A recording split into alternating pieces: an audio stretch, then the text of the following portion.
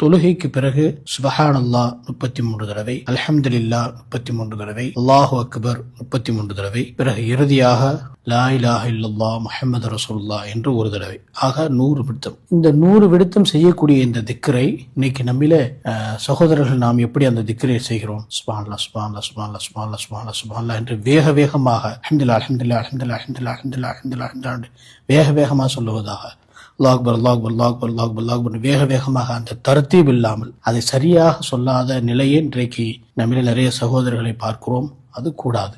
நிறுத்தி நிதானமாக சுப்ஹானல்லாஹ் சுப்ஹானல்லாஹ் அல்ஹம்துலில்லாஹ் அல்ஹம்துலில்லாஹ் அல்லாஹ் அக்பர் என்று சொல்வோம்.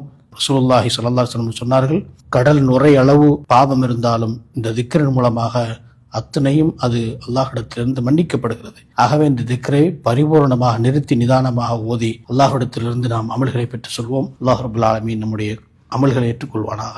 அஸ்ஸலாமு அலைக்கும் வரஹ்மத்துல்லாஹி வபரகாத்துஹு.